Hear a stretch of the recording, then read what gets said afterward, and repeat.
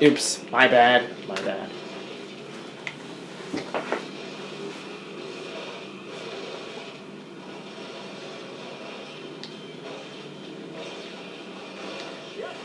Anyway,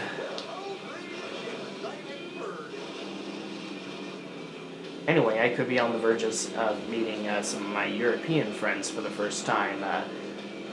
European internet friends for the first time if I manage to go to Chernobyl, which I already paid money for, but I don't know if it's going to get rescheduled due to this pandemic. All I hope is that our fellow scientists will find the cure and vaccinate it out of everyone that may presumably have it on the positive status of their health.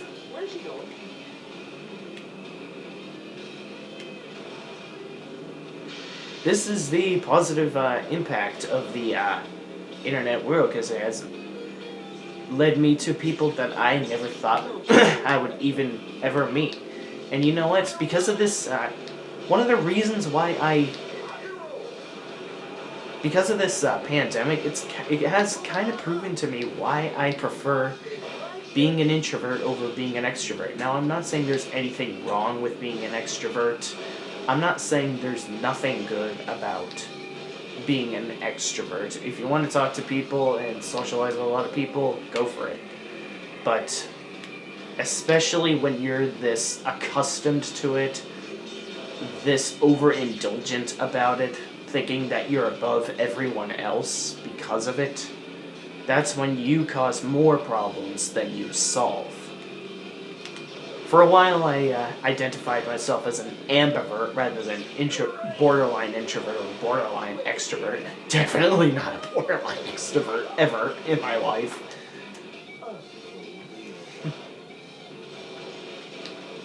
That's a darn shame.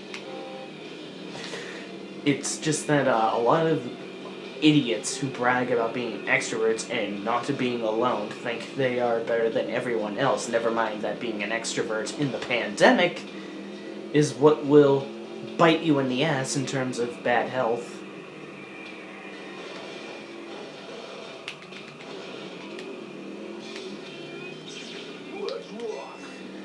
It just makes me roll my eyes how people never have an imagination to expand their horizons. They always think that they're better than everyone else just because they only make friends from their local hometown because they're a local bias.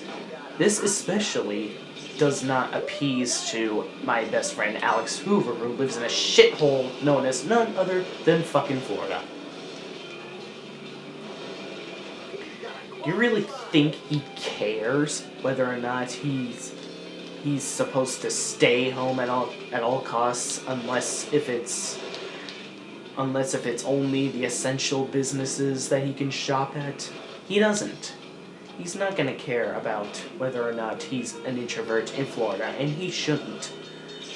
Because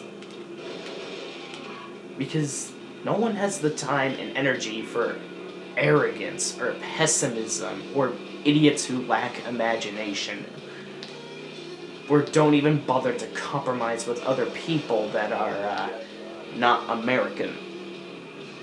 I mean, what's wrong with expanding your horizons? What's wrong with making friends beyond New England, for my case, where I live? What's wrong with making friends in Europe? Europeans are cool. A lot of Europeans are fucking cool people. No, it's not desperation if you want to make friends from other continents. There's a huge difference between desperation and taking your socializing to a different kind of fashion and having an ounce of intricacy with people who actually have genuine feelings for you. No one's gonna really remember a punk-ass high schooler who thinks it's cool to drive a truck and then crash it and then lose your license over the fact that you couldn't wear a fucking seatbelt. No one's gonna remember one of those assholes in the long run.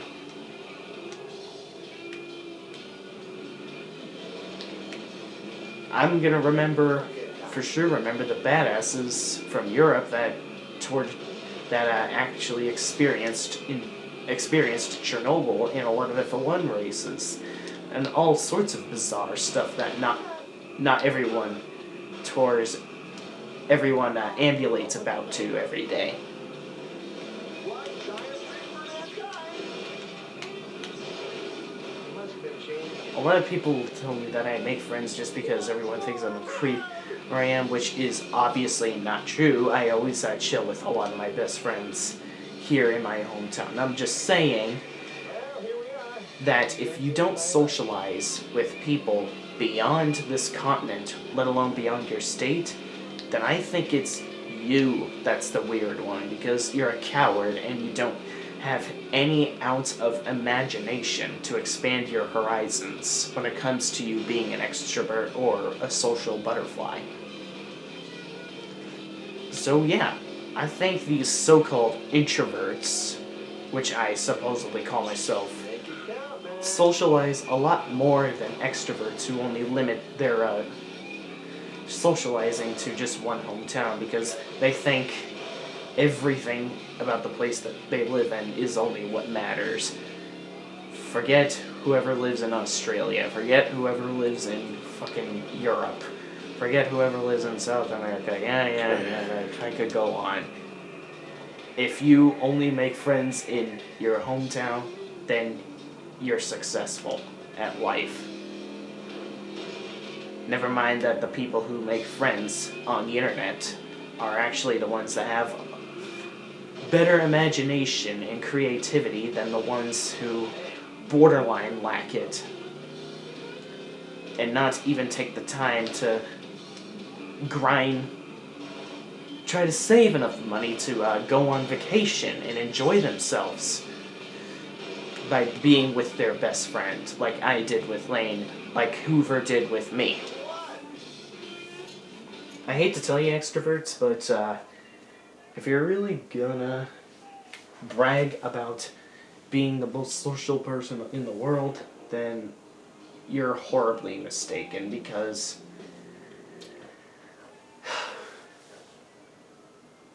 there's a lot of people out there that have an imagination like no one ever could even think to dream of in your hometown sometimes. I'm not saying that my locals lack imagination, which is obviously not true, because I have a lot of good friends that are here in my hometown. I'm just saying that not socializing with people beyond your region is what does more cons than pros for you, because what's so successful about only limiting yourself to your hometown? The internet is essentially an open world. You can talk to anyone you like. Oh, that's not to say that you can poke the hornet's nests at terrorists all you want. I mean, if you want to taunt them and risk yourself, then go ahead. But I'm not the one to really cause trouble or whatever the fuck. Oh, yeah. Because when you make friends beyond your state, it creates all sorts of memories and amazing moments that you'll never forget in your life. All sorts of means to create about yourselves in the long run, because that's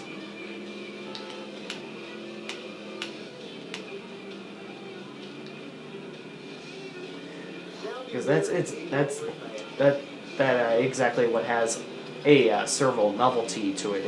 Is that when you make friends who actually fit with your crowd and actually can relate to you and can actually connect with you on a lot of things, and can really get behind you on a lot of situations, then that's what makes a friend. Not just be friends with people all because they share the same hometown with you. I mean, Luke Skywalker even made a lot of friends beyond his planet, Tatooine. Same with Rey beyond Jakku, Anakin beyond Tatooine as well. So if they can make friends beyond their planets, why is it such a blasphemous sin, or why is it such a social outcast if we do it beyond our state on the same planet? It's really not. You could say I'm using fictional movie characters, but they have a realistic novelty to them that explain a lot of important messages to the audience. That's the whole purpose of movies, is to provide messages and themes and entertainment to the audiences. Movies that you can relate to, laugh about, and just overall have a fun joyride with. Which is why movies like Star Wars always stick with me, because they have imagination, they have creativity, they have emotions that I could latch onto, they have a lot of characters that I can relate with, they have a lot of characters that I could provide a text-to-text connection to.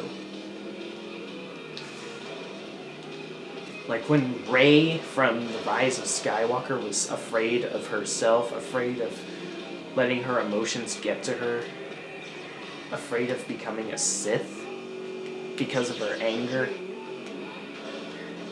That's when I really related to her, because I suffer a lot of intrusive thoughts, and intrusive thoughts was definitely plaguing her as she was receiving a lot of very intrusive, very vulgar, very vile and repulsive flashbacks that were rather traumatizing.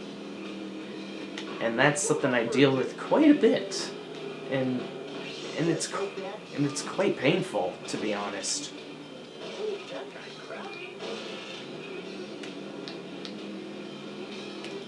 So she decides to fly away to a desolated planet until Luke Skywalker gave her advice and pep talk to confront her biggest fears, so she can win the biggest battle in the end.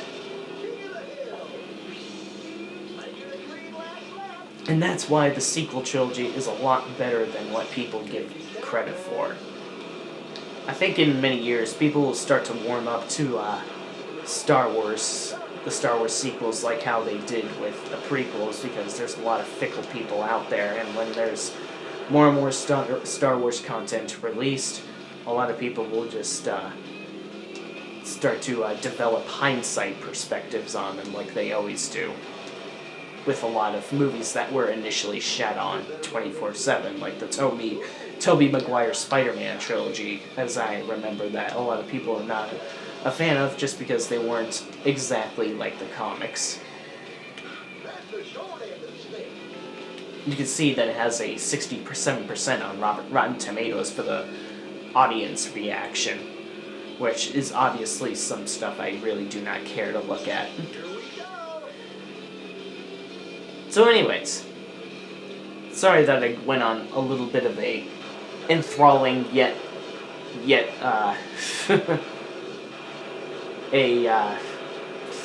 sorry, I can't speak well. Sorry that I went on a rather enthralling tangent, but anyway, what do you define as a friend? What is a friend? What are the limitations? What are the limitations for your definitions for friend?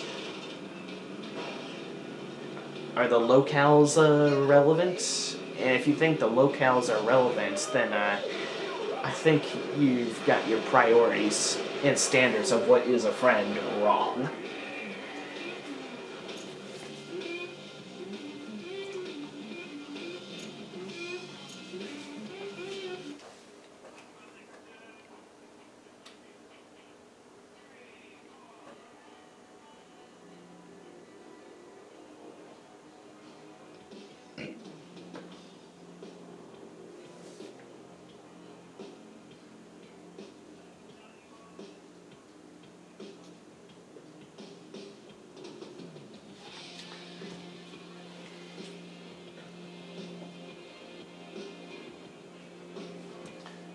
because a friend is someone who has a mutual affection with you. Hey, that's cool. It says nothing, literally nothing about whether or not you're from the same hometown. A friend can be from anywhere at all.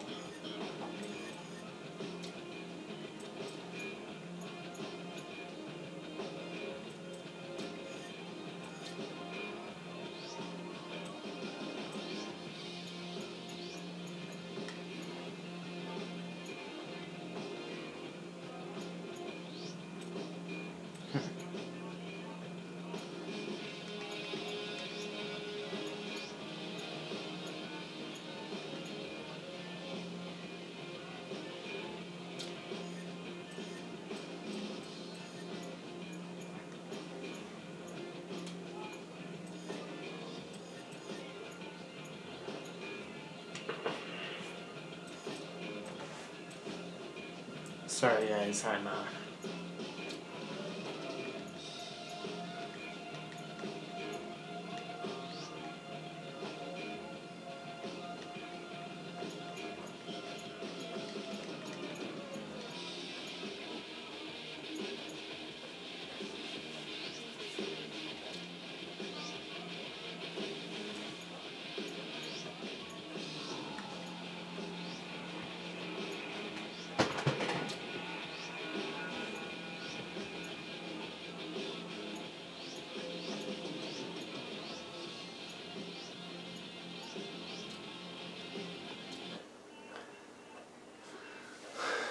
Hey, Katie.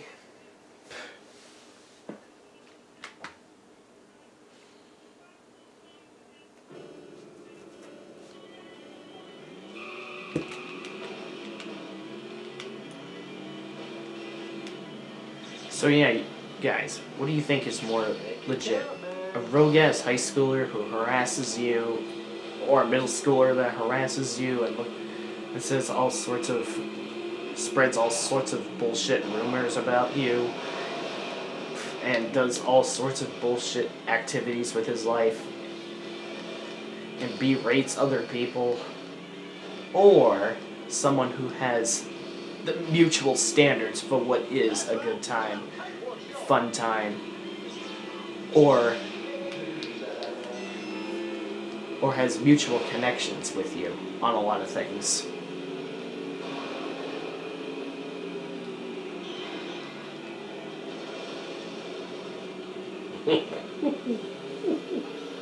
Besides, the biggest pro of having international friends is that it gives you the excuse to go to a lot of sporting events with them, because that's the biggest pro I have with making a lot of internet friends, because despite my best friend here, Metalbrony1016, not being a NASCAR fan, he still enjoys going to NASCAR races with me, as he's already been two races before me.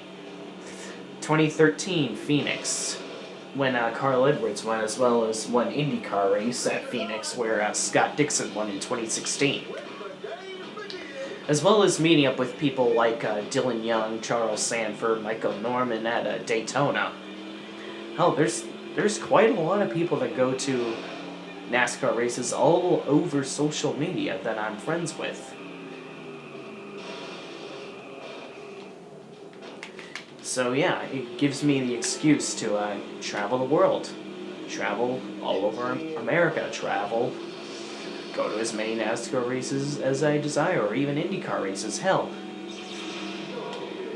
one thing about Portland, Oregon is that I hosted the Portland Grand Prix for IndyCar, so I decided to meet up with my relatives there again for the first time since 2010. With that 8-year drought from 2010 to 2018, and I thought it would be cool to go to my first IndyCar race, and so I reunited with my childhood best friends and my relatives.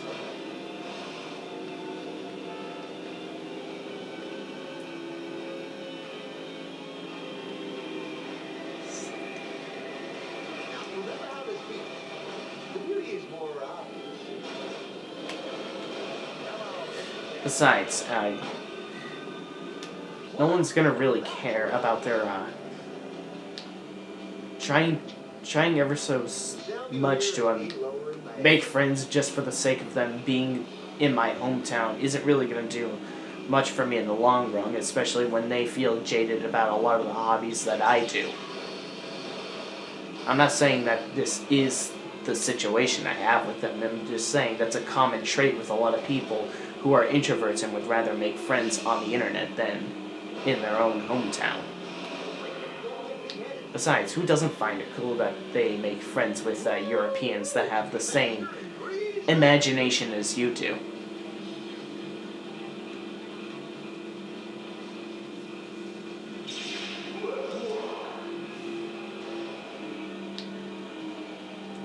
Because when I was a child, I used to want to live forever because I enjoy life. I find the many joys of being alive, and as you guys know, I'm a huge supporter of Dr. Aubrey D. Gray, SENS Research Foundation, Liz Parrish, George Church, who plan to make the age-related diseases 100% obsolete, yada yada yada.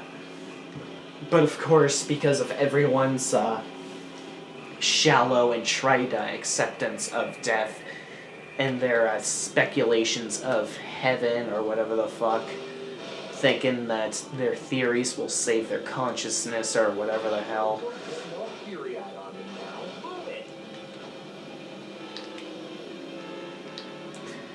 I decided, you know what, you know what, I'm gonna live after I die anyway, so I might as well just accept that I'm gonna die, and I might as well just embrace my mortality. Someday I'm gonna die. But of course, alas, there is no heaven, and there's a chance of no afterlife, so unfortunately, I have to come to terms that the only way to live forever is if I reverse my body's biological aging, or if I develop the direct neural interface, which will grant me the wish of a digital afterlife where my consciousness will survive my death. Now, theoretically, your consciousness is not the filter of your brain. Your brain is the filter of consciousness, as a lot of people have had out-of-body experiences, but it's not a chance I would want to take, though. I want to live on in the digital afterlife in case if eternal oblivion is truly the end. The thought of not knowing I ever existed depresses the hell out of me because it renders all my grinding, all my accomplishments, all my knowledge that I've learned over the years, all the memories I made, completely futile. So I would rather live forever than be stuck in oblivion forever. It's either my consciousness survives. You know what, fuck it, I don't give myself any other option or consolation. It's not either my consciousness or this or this or that. My consciousness surviving is a must.